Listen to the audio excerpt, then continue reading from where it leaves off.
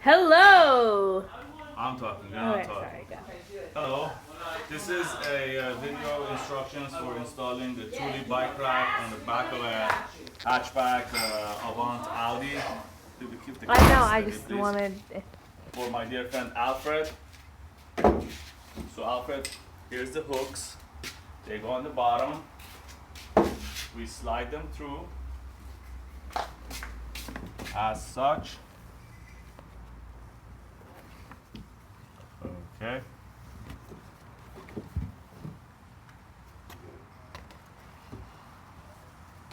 Just leave it there. Take the other one. It's a little heavy, so we do. It's gonna slide down, so we keep it here, and then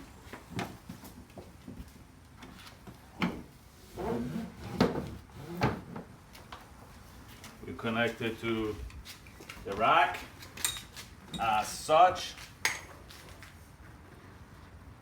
Go through the metal clip. Easy breezy.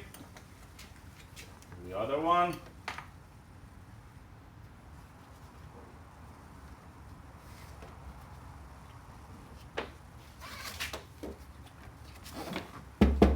Notice the spoiler. This did not happen. Phoebe hit the garage with this. Okay.